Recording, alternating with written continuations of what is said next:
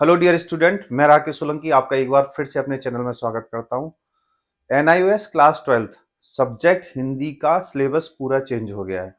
नया सिलेबस आ गया है, नए चैप्टर आ गए हैं। Class 12th Hindi subject code 301। तो अब आगे की जो वीडियो हम बना रहे हैं वो न्यू सिलेबस के अकॉर्डिंग बनाएंगे। तो चलते हैं आज के पाठ की तरफ, और पाठ का नाम है चीफ की दावत। यह पाठ लिखा है भीष्म साहनी ने। भीष्म साहनी का जन्म 1915 में रावलपिंडी में हुआ था। जब हमारा देश गुलाम देश था, हम आज़ाद नहीं थे, तो उस समय के रावलपिंडी में हुआ। जब देश का विभाजन हुआ अर्थात देश का बंटवारा हुआ, तो हमारा लेखक अर्थात भीष्म साहनी भारत आ गए और उन्होंने यहाँ पर आकर बहुत सारे लेख लिखे, बहुत सारी कहानियां लिखी और बहुत सारे उपन्यास लिखे। तो उन्हीं की एक कहानी है चीफ की दावत नाम का जो पाठ है। उसके प्रमुख पात्र हैं शामनाथ और उनकी माता जी। यह जब की कहानी है जब भारत आजाद हुआ था। नए नए हम लोग आजाद हुए थे। ब्रिटिश सभ्यता को हम अपना रहे थे, यानी कि अंग्रेजों की संस्कृति को हम अपना रहे थे। और हमको ऐसा लगता था कि अब अंग्रेज तो यहाँ से चले गए और हमको अंग्रेजों की तरह व्यवहार करना चाहिए। तो इस पाठ का जो प्रमुख पात्र है शामनाथ, शामनाथ की बूढ़ी माँ और शामनाथ की पत्नी और चीफ, चीफ यानी कि सीनियर ऑफिसर जो शामनाथ के दफ्तर में काम करता था। एक दिन शामनाथ अपने चीफ को अपने घर पर डिनर के लिए इनवाइट करते हैं। चीफ उनके निमंत्रण को कबूल कर लेते हैं और आने के लिए हाँ कर देते हैं। चीफ के साथ, देखिए चीफ शब्द का मतलब है यहाँ पर बॉस, सीनियर अधिकारी। तो उन सीनियर अधिकारी के साथ उनकी पत्नी भी आ रही थी और दो चार अधिकारी लोग और आ रहे थे। तो शामनाथ अपनी पत्नी से कहते हैं, अगर हम अपने चीफ को एक अच्छी दावत दे देते हैं तो मेरा प्रमोशन हो जाएगा। बहुत अच्छी तरीके से तैयारी चलती है। नॉन वेज का इंतजाम किया जाता है, दारू का इंतजाम किया जाता है, विस्की मंगाई जाती है। इस तरह पूरा घर साफ सुथरा भी किया जाता है।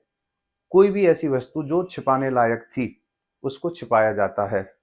लेकिन समस्या थी सामनाथ की माँ, जो बूढ़ी हो चुकी थी। अब सामनाथ ने अपनी पत्नी से कहा कि भाई जब हमारे घर पर चीफ आएंगे तो हमें माँ को छिपाना पड़ेगा। इस कहानी में यह भी पता चलता है कि हमारे भारत में उस समय क्या सोच थी। देखिए सोच तो आज भी वही है। सामनाथ और उसकी पत्नी अपनी माँ को लेकर बहुत चिंतित हैं, क्योंकि माँ हमेशा बरामदे में आके बैठ जाती है अपनी कोठरी से। एक छोटी सी कोठरी में उसकी माँ रहती थी और वह माँ बरामदे में आके बैठ जाती थी और नंगे पैर बैठा करती थी और बैठे बैठे कुर्सी पर सो भी जाती थी, जिसकी वजह से माँ तेज तेज खर्राटे लेती थी। अगर पार्टी के दौरान ऐसा होता है तो सामनाथ को इसका नुकसान उठाना पड़ेगा। तो वह अपनी माँ से कहता है, माँ आप जल्दी समय से खाना खा लेना और आज आपको सोना नहीं है और आपको अपनी कोठरी से भी बाहर नहीं आना है। माँ को यह बात समझ नहीं आती, तो माँ पूछती है आज क्या है। तो सामनाथ कहता है, आज हमारे चीफ, हमारे बॉस, हमारे सीनियर घर पर दावत के लिए आ रहे हैं। अगर वो यहाँ पर प्रसन्न होकर जाते हैं, खुश होकर जाते हैं, तो हमको प्रमोशन मिल सकता है। माँ कहती है ठीक है, ओके, कोई दिक्कत नहीं, मैं नहीं सोऊंगी, मैं खर्राटे नहीं लूंगी और मैं चुपचाप अपनी कोठरी में बैठ जाऊंगी। सामनाथ अपनी माँ से कहता है, माँ आप एक काम करना कि जो आपके पास सोने की चूड़ी हैं आप उन्हें पहन लेना, अच्छी सी स्लीपर पहन लेना। तो सामनाथ की माँ कहती है, बेटा चूड़ी तो तेरी पढ़ाई में बिक गई, सारा गहना तो तेरी पढ़ाई में बिक गया, अब तो हमारे पास कोई गहना है ही नहीं। तो सामनाथ कहता है, माँ आप यह कमेंट क्यों कर रही हो, आप क्यों मेरा मूड खराब कर रही हो। अगर आपने अपने बेटे के लिए कुछ किया है तो आपके बेटे ने भी तो आपके लिए बहुत कुछ किया है, इतना बड़ा घर बना के दिया है, आपका इतना नाम किया है। माँ चुप हो जाती है। शाम के समय में चीफ आते हैं और पार्टी शुरू हो जाती है। बहुत अच्छी पार्टी चल रही होती है, शराब चल रही है, अच्छा अच्छा खाना परोसा जा रहा है, सब कोई खुश था।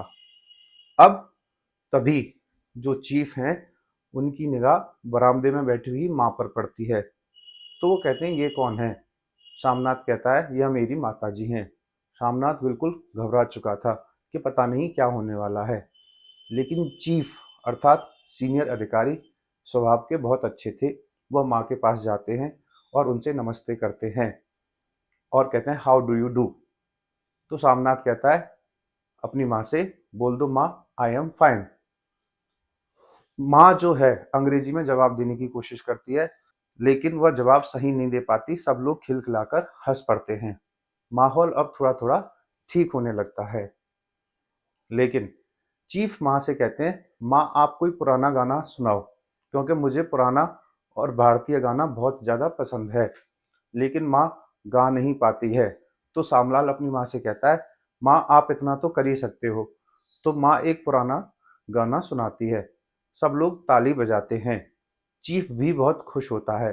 तो चीफ सामलाल की माँ से पूछता है, माता जी आपके अंदर क्या हुनर है? आपके अंदर क्या कला है? आप तो बड़ी हैं, तो आपके अंदर कोई हुनर तो होगा। तो सामलाल कहता है, हाँ मेरी माता जी फुलकारी। फुलकारी क्या होता है? फुलकारी एक लोक कला है, पंजाब की लोक कला है, जहाँ पर महिलाएं कपड़ों के ऊपर धागे से, सुई धागे का इस्तेमाल करते हुए बहुत अच्छे अच्छे फूल बनाती हैं, कलाकारी बनाती हैं, चित्र बनाती हैं। तो सामलाल कहता है, मेरी माताजी को फुलकारी बहुत अच्छी आती है और वो आपके लिए फुलकारी करके देंगी। तो चीफ कहता है, माताजी आप करोगे ना फुलकारी? तो माता कहती है, नहीं यह मेरे लिए संभव नहीं है, क्योंकि मेरी उम्र हो चुकी है और मेरे हाथ भी कांपते हैं। लेकिन सामलाल कहता है, माँ अब इतना तो आप कर ही सकती हो। तो माँ चीफ को मना नहीं कर पाती है और कहती है, ठीक है मैं आपके लिए फुलकारी का काम करके दूंगी। इस तरह चीफ वहां से चले जाते हैं। पार्टी खत्म हो जाती है, दावत खत्म हो जाती है। तो सामलाल माँ के पास वापस आता है और कहता है, माँ अब आपको फुलकारी करनी पड़ेगी। तो माँ कहती है, नहीं यह मुझसे नहीं होगा। एक काम कर, तू मुझे हरिद्वार छोड़कर आ जा, मैं यहाँ घर छोड़ के जा रही हूँ। इस बात से सामलाल गुस्सा हो जाता है और कहता है, तुमने मेरे लिए किया ही क्या है? जब अब मेरे प्रमोशन की बात आ रही है, अब तुम्हारी जरूरत पड़ रही है, तो तुम हरिद्वार जाने की बात कर रही हो। माँ इस बात को समझती है और कहती है, ठीक है मेरे हाथ से जो कुछ भी होगा वह मैं करके दूंगी। इस तरह यहाँ पर यह कहानी खत्म हो जाती है। अब इस कहानी के कुछ महत्वपूर्ण प्रश्न जो आपके लिए हैं। पहला प्रश्न है, दावत के दौरान शामनाथ अपनी माँ को क्यों छिपाना चाहता था? जब चीफ की दावत हो रही थी, अर्थात सीनियर अधिकारी की दावत हो रही थी, तो घर की ऐसी सभी वस्तुओं को छिपाया जा रहा था जिनका कोई उपयोग नहीं था, जो पुरानी थीं। अब यही बात माँ के ऊपर भी लागू होती थी। वह नहीं चाहता था कि एक बुजुर्ग महिला उसके चीफ के सामने आए और उन्हें वह फालतू मानता था। इसलिए उसने कहा, माँ आप अपनी कोठरी में ही रहना और आप कोठरी से बाहर नहीं आना। चीफ के सामने वह अपनी माँ को लाना नहीं चाहता था, इसलिए वह माँ को छिपाना चाहता था। प्रश्न नंबर 2 है, शामनाथ चीफ को घर पर दावत के लिए क्यों निमंत्रित करना चाहता है? तो इसका आंसर है, शामनाथ एक चापलूस कर्मचारी था। उसको ऐसा लगता था कि अगर वो चीफ की दावत करेगा, उसके परिवार को अच्छी तरह से खिलाएगा पिलाएगा, तो चीफ बहुत ज़्यादा खुश होंगे और चीफ क्या करेंगे, उसका प्रमोशन कर देंगे।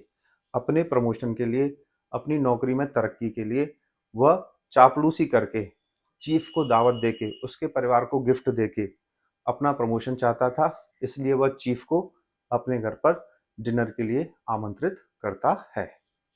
अगला प्रश्न, चीफ की दावत कहानी का मुख्य पात्र है माँ। तो माँ के चरित्र की कोई दो विशेषता बताइए। देखिए, माँ अर्थात श्यामलाल की माँ। श्यामलाल एक चापलूस कर्मचारी था। यहाँ पर उसके माँ के चरित्र की विशेषता बतानी है। माँ अपने बच्चों को पढ़ाने के लिए, अर्थात श्यामलाल को पढ़ाने के लिए अपने सारे गहने बेच देती है, अपना सारा सुख अपने बच्चों के लिए कुर्बान कर देती है। एक विशेषता तो ये हो गई।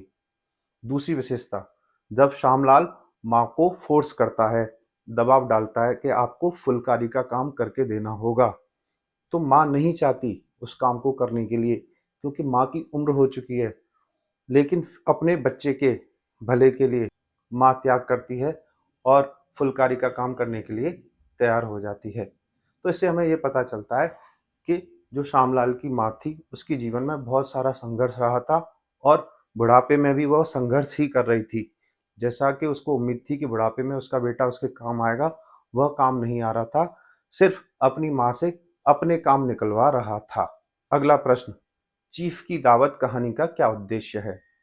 चीफ की दावत कहानी का उद्देश्य है भारत में मध्यम वर्गीय परिवार की मानसिकता को दर्शाना और यह बताना कि लोग किस तरह अपने फायदे के लिए अपने माँ बाप का इस्तेमाल करते हैं। इस कहानी का पात्र श्यामलाल किस तरह अपने प्रमोशन के लिए अपनी माँ को पहले तो छिपाता है, कोठरी में बंद करने के लिए कहता है और कहता है कि बाहर मत आना और खर्राटे तो बिल्कुल मत लेना। लेकिन जब चीफ उसकी माँ से मिलते हैं तो मिलकर बहुत खुश होते हैं। तो श्यामलाल झूठी तारीफ करता है और कहता है कि माँ उनके लिए फुलकारी का काम करके देगी और अपनी माँ पर दबाव बनाता है। तो यहाँ पर यह बताने की कोशिश की है कि अंग्रेजों के जाने के बाद हमारे देश की संस्कृति किस तरह बदली है। अब माँ बाप सिर्फ एक काम की वस्तु हो गए हैं जिनसे हम सिर्फ अपना काम निकालते हैं और उन्हें अपने फायदे के लिए इस्तेमाल करते हैं। जब हमें माँ बाप की आवश्यकता नहीं होती तो हम उन्हें घर के किसी कोने में बंद कर देते हैं या छोड़ देते हैं।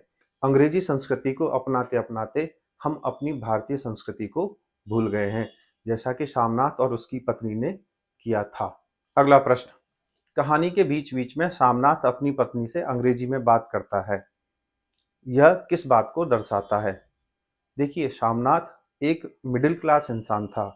वह अंग्रेजी में बात करके यह दर्शाना चाहता था कि हम भी शिक्षित हैं, हम भी पढ़े लिखे हैं और अपने बॉस के सामने अर्थात अपने चीफ के सामने, उसकी पत्नी के सामने जब वह अंग्रेजी में बात करता है, अपनी पत्नी से भी अंग्रेजी में बात करता है, तो यह दर्शाने की कोशिश करता है कि भैया अब हम शिक्षित हैं और हम पढ़े लिखे हैं और हम समाज में उच्च वर्ग में आते हैं।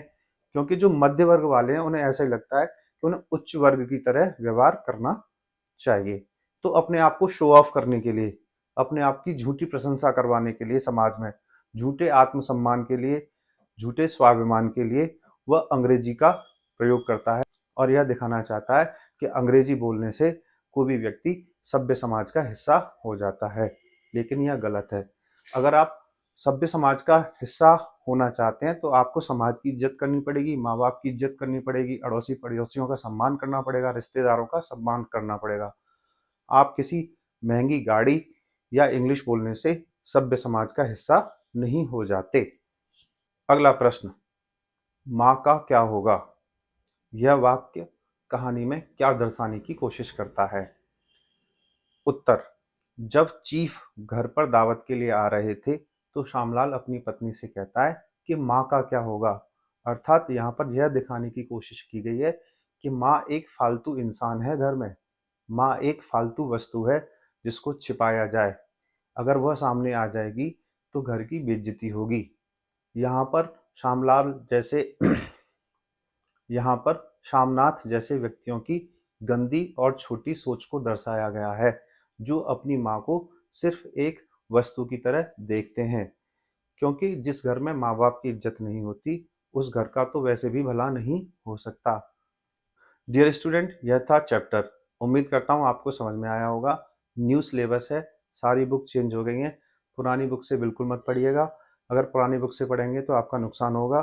अब अप्रैल 2024 के जो एग्ज़ाम होने वाले हैं, जिन्होंने नया एडमिशन लिया है, उनके एग्ज़ाम में न्यू सिलेबस ही आएगा, पुराना वाला सिलेबस नहीं आएगा। चीफ की दावत बलराज साहनी के आपको मैंने समरी भी बताई और आपको महत्वपूर्ण प्रश्न भी बताए। उम्मीद करता हूँ आपको वीडियो पसंद आई होगी। अगर आप इस तरह की और वीडियो चाहते हैं तो चैनल को सब्सक्राइब कर लीजिए। बहुत जल्दी मिलते हैं एक नए वीडियो के साथ। तब तक के लिए थैंक यू, धन्यवाद, जय श्री राम।